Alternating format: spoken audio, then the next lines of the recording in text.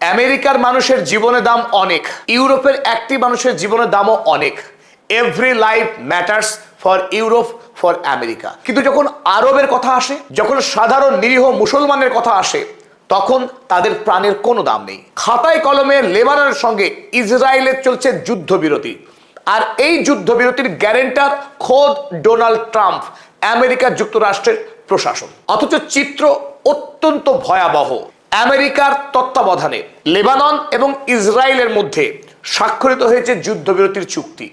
তার আগে যে বিভৎসতার সঙ্গে ইসরায়েলের আইডিএফ সেনা দক্ষিণ লেবাননের বিস্তীর্ণ অঞ্চল দখল করে নিয়েছিল এবং বেইরুট শহর, আরব দুনিয়ার অন্যতম প্রধান শহর, ভূমধ্য সাগরের তীরে মনোরম পরিবেশে অবস্থিত এই বেইরুট শহর, এই বেইরুট শহরে আকাশ থেকে বোমা বর্ষণ করে নির্বিচারে গণহত্যা চালিয়েছে এই নরপিশাচ বেঞ্জামিন নেতানিয়াহু, এই রাক্ষস। তারপর যুদ্ধবিরতি স্বাক্ষরিত হলো। আশা করেছিল মানুষ যে এবার হয়তো লেবাননের মানুষ প্রাণে বাঁচবে, তাদের আর এভাবে মরতে হবে না। কিন্তু ডোনাল্ড ট্রাম্পের দায়িত্ব নেবার পরও আমরা একই চিত্র দেখছি। যুদ্ধবিরতি খাতায় কলমে থেকে গেলেও the life of Lebanese people does not matter to the world. লেবানি মানুষের প্রাণের দাম বিশ্ববাসীর কাছে নেই, পশ্চিমী গণমাধ্যমের কাছে নেই। প্রতিদিন যখন আইডিএফ সেনা নির্বিচারে খুন করছে লেবানি মানুষদেরকে দক্ষিণ লেবানন অঞ্চলে, তখন যুদ্ধ অপরাধী বেঞ্জামিন নেতানিয়াহুর হাতে হাতকড়া পরাবার মতো সাহস নেই রক্তপিপাসু আমেরিকার রাষ্ট্রপতি ডোনাল্ড ট্রাম্পের। যখন ইরান দূরপাল্লার মিসাইল তৈরি করছে, দূরপাল্লার ড্রোন বানাচ্ছে, কারণ ইরান ছাড়া মধ্যপ্রাচ্যের অপর কোনো রাষ্ট্র নেই যে রাষ্ট্র আমেরিকার কাছে তার মাথা বিক্রি করে দেয়নি। এই ইরান একমাত্র লড়াই করছে মধ্যপ্রাচ্যে লেবানন, গাজার সাধারণ মানুষ, যাদের ওপরে ইসরায়েলি এই বর্বর সৈন্যবাহিনী গণহত্যা চালিয়ে তাদের দেশের মাটিকে দখল করে নিচ্ছে। ইরান তার অ্যাক্সিস অফ রেজিস্ট্যান্সের মাধ্যমেই এতদিন ধরে এই দানব রাক্ষসী সাম্রাজ্যবাদী আমেরিকা এবং ইসরায়েলের সেই আগ্রাসনকে প্রতিরোধ করার চেষ্টা করছিল। আর তখনই আমেরিকা যুক্তরাষ্ট্র ইসরায়েল ষড়যন্ত্রে লিপ্ত হয়ে ইরানের উপরে আক্রমণ চালালো। ন্যারেটিভ কি ছিল?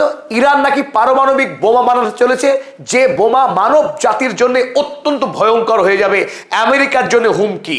অথচ বাস্তবে ইসরায়েল, তারা যে দানব রাষ্ট্র এবং গোটা আরব দুনিয়ার সীমানা ছাড়িয়েও পৃথিবীর বিভিন্ন প্রান্তে যেভাবে সন্ত্রাস তৈরি করছে ইসরায়েল রাষ্ট্র, তাকে আটকাবার মতো সাহস নেই কাপুরুষ ডোনাল্ড ট্রাম্পের, সাহস নেই ইউরোপীয় অধিকাংশ রাষ্ট্রনায়কের, যারা আজও চাটুকারিতা করছে এই জায়নবাদী ইসরায়েল রাষ্ট্রের। চলুন এই প্রেক্ষিতে আপনাদের গুরুত্বপূর্ণ তথ্য তুলে ধরি। ইসরায়েল কিভাবে লেবাননে গণহত্যা চালাচ্ছে তার সংখ্যাটা আপনাদের সামনে একবার তুলে ধরি।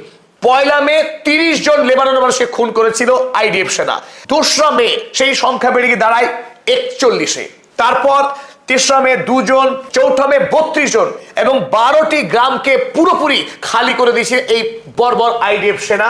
5 মে 1 জন, 6 মে 13 জন খুন হয়েছেন, 7 মে 9 জন, 33 জন জখম হয়েছেন এবং 8 মে অর্থাৎ আজকেও 12 জন লেবাননের নিরীহ মানুষ খুন হয়েছে। তাই লেবাননের মানুষের প্রাণের কোনো দাম নেই, তাদের ইচ্ছা মতো খুন করা যায়। আর পশ্চিমী দুনিয়ার মানুষ তারা চিৎকার করে বলবে পশুর মতো, Israel has right to defend itself, Israel has right to exist.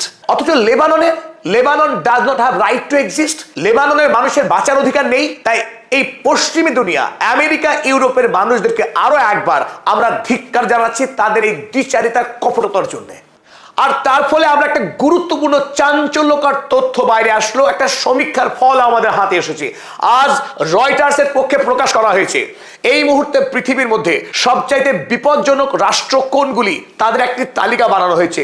উত্তরোত্তর পৃথিবীর বিভিন্ন রাষ্ট্রের কাছে, পৃথিবীর সাধারণ মানুষের কাছে বিপজ্জনক, হাইনার মতো হিংস্র হয়ে উঠছে কোন মানুষ, তার সমীক্ষা চালিয়েছে ইউরোপের ডেনমার্ক রাষ্ট্রের একটি সংস্থার নাম অ্যালায়েন্স অফ ডেমোক্রেসিস ফাউন্ডেশন। এই ফাউন্ডেশনের জরিপে উঠেছে এমন এক তথ্য যা আজকের দিনের বাস্তবতাকে চোখে আঙুল দিয়ে দেখিয়ে দিচ্ছে।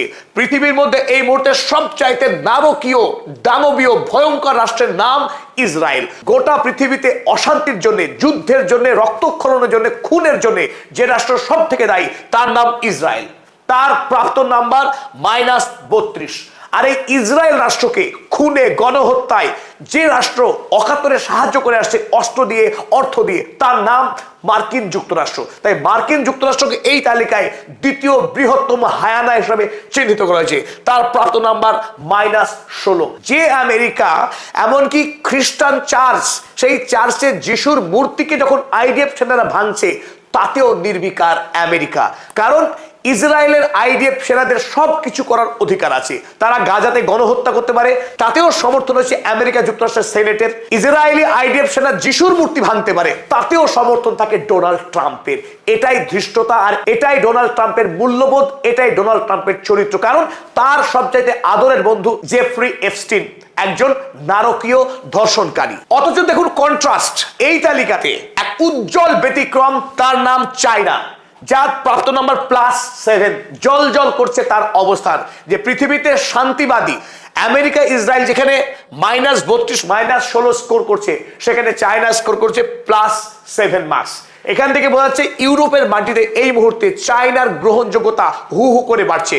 কারণ চায়না শান্তিকামী রাষ্ট্র হিসেবে তার বিশ্ব বাণিজ্য এবং তার বিজ্ঞানের প্রসার ঘটাচ্ছে। স্বাভাবিকভাবে আমেরিকা এবং ইসরায়েলের যে যুদ্ধ নীতি, সেই নীতিতে পৃথিবীর মানুষ এখন বীতশ্রদ্ধ।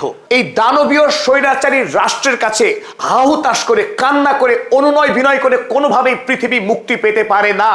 বাঘ তুমি হরিণ নয়, ঘাস খাও, এ কথা বাঘ কোনোদিনই মানবে না। তাই ইসরায়েল এবং আমেরিকার মতো গণসংহারকারী, গণহত্যাকারী রাষ্ট্রের বিরুদ্ধে দরকার প্রতিরোধ গড়ে তোলা। আর সেই প্রতিরোধ গড়ে তুলেছে এই মুহূর্তে পৃথিবীতে একমাত্র ইরান। মাথা উঁচু করে আমেরিকা এবং ইসরায়েলের গণহত্যার বিরুদ্ধে শক্তিশালী অস্ত্র বানিয়ে লড়াই করে তাকে পরাস্ত করে দেখিয়েছে। বীরত্ব ছাড়া, লড়াই ছাড়া এই অত্যাচারী হাইনাকে থামানো সম্ভব নয়।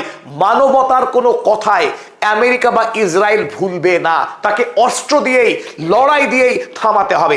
আমেরিকা যুক্তরাষ্ট্র একদিকে যখন ইরানকে 14 দফার এক প্রস্তাব পাঠাচ্ছে এবং চুক্তি করবার জন্য অনুরোধ করছে, আবার সেই সময় আবার ইরানের অয়েল ট্যাঙ্কার এসে আক্রমণও করছে, আবার চুরি করে ইরানের দখলে থাকা হরমুজ প্রণালী দিয়ে যুদ্ধ জাহাজ পার করার চেষ্টাও করছে। তাই একদিকে সন্ধির কথা, অপরদিকে যুদ্ধ করতে চাওয়া, এই আমেরিকা যুক্তরাষ্ট্রের দ্বিচারি থেকে সরাসরি আজ ইরানের বিদেশমন্ত্রী সৈয়দ আব্বাস আরাগচি কড়া ভাষায় তিনি আক্রমণ করলেন। চলুন আমরা পড়ে নিই তার গুরুত্বপূর্ণ বার্তা।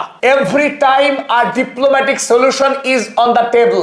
যখনই আমেরিকা ইরানকে কূটনৈতিক প্রস্তাব দিয়ে সমস্যার সমাধানের জন্য টেবিলে আসার কথা বলছে, সেই সময়ে the US opts for a reckless military adventure. প্রতিবার একই ঘটনার পুনরাবৃত্তি। যখনই আলোচনা, তখনই আমেরিকা যুক্তরাষ্ট্র ভয়ঙ্কর সামরিক আক্রমণ করছে ইরানের উপরে। Is it A crude pressure tactic? এটা কি ইরানের উপরে পাশবিক চাপ প্রয়োগ করার কৌশল? or the result of a spoiler once again duping POTUS into another quagmire? নাকি আমেরিকা যুক্তরাষ্ট্রের রাষ্ট্রপতিকে ধোঁকা দিয়ে দীর্ঘমেয়াদী যুদ্ধের কাদায় ফেলে দেওয়া, যা আড়াল থেকে ইসরায়েল করছে? প্রশ্ন তুলেছেন সৈয়দ আব্বাস আরাগচি। আর এই প্রশ্নের উত্তর তিনি নিজেই দিলেন। হোয়াটএভার দ্য কজেস, কারণ যাই হোক না কেন, the outcome is the same, ফলাফল কিন্তু একই, অভিন্ন। Iranians never bow to pressure and diplomacy is always the victim. বীর ইরান জাতি আমেরিকার এই আগ্রাসনের সামনে কোনোদিনও মাথা নত করেনি। বারবার কূটনীতি শহীদ হয়েছে আমেরিকার এই দস্যু চালের কারণে। Also the CIA is wrong. আমেরিকার গোয়েন্দা সংস্থা CIA তারাও সম্পূর্ণ ভুল তথ্য দিয়েছিল ইরানের কাছে এই মুহূর্তে কতটা সামরিক শক্তি মজুদ আছে সেই ব্যাপারে। CIA সাম্প্রতিক দাবি করেছে আমেরিকা ইরান আক্রমণ করার ফলে ইরানের ব্যাপক পরিমাণে সামরিক ক্ষয় হয়েছে। তারা জানিয়েছে এই মুহূর্তে ইরানের কাছে তাদের 75 ভাগ মিসাইল লঞ্চার অক্ষত রয়েছে, 70 ভাগ মিসাইল এখনো তার কাছে স্টক রয়েছে ড্রোনের। আর ইরানের ভূগর্ভে যতগুলো অস্ত্র জমাই ছিল, সেই অস্ত্রগুলো তারা মাটির বাইরে এখন এনেছে, এবং প্রচুর সংখ্যক মিসাইল যেগুলো মার্কিন আক্রমণে ক্ষয়ক্ষতি হয়েছিল, সেগুলোকে ইরান মেরামত করতে সক্ষম হয়েছে, এই দাবি করেছিল CIA। কিন্তু তার পক্ষান্তরে সৈয়দ আব্বাস আরাগচি তিনি কি দাবি করলেন, চলুন আমরা দেখে নিই। Our missile inventory and launchers capacity are not at 75% compared to February 28. ইরানের কাছে যতগুলি অস্ত্র মজুদ ছিল তার 75% অস্ত্র বর্তমানে বেঁচে আছে, যেটা আমেরিকা দাবি করেছে। সেই দাবি কিন্তু অসত্য, অর্থাৎ মিথ্যা। The correct figure is 120%। অর্থাৎ যুদ্ধকালীন সময় থেকে এখনো পর্যন্ত ইরান ধারাবাহিকভাবে বিপুল পরিমাণের নতুন অস্ত্র তৈরি করে যাচ্ছে, আর যুদ্ধবিরতির পর সেই গতি অনেকখানি ত্বরান্বিত হয়েছে। তাই 28শে ফেব্রুয়ারির পর থেকে যে বিপুল পরিমাণে ইরান মিসাইল আক্রমণ করেছে ইসরায়েলে, মার্কিন বিভিন্ন সেনা সাইট এবং আরব আমিরশাহিতে, তারপরেও তার কাছে 28শে ফেব্রুয়ারির সময় যতখানি অস্ত্র মজুদ ছিল তার থেকে এখন আরো 20% বেড়ে এই মুহূর্তে 120% অস্ত্রের মজুদ রয়েছে। As for our readiness to defend our people 1000%। আর আব্বাস আরাগচি দাবি করেছেন দেশের মানুষকে রক্ষা করার ব্যাপারে আমেরিকা এবং ইসরায়েলের আক্রমণকে মোকাবেলা করার প্রস্তুতি ইরানের 1000% প্রস্তুতি রয়েছে। তাই ইরান কোনোভাবেই আমেরিকা বা ইসরায়েলকে এতটুকু ভয় তারা করে না, লড়াইয়ের জন্য মুখিয়ে আছে।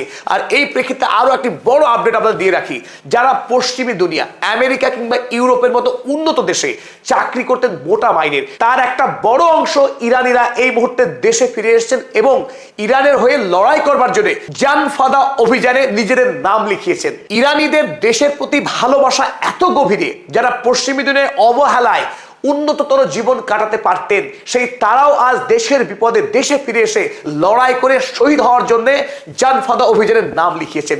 এরই নাম ইরান।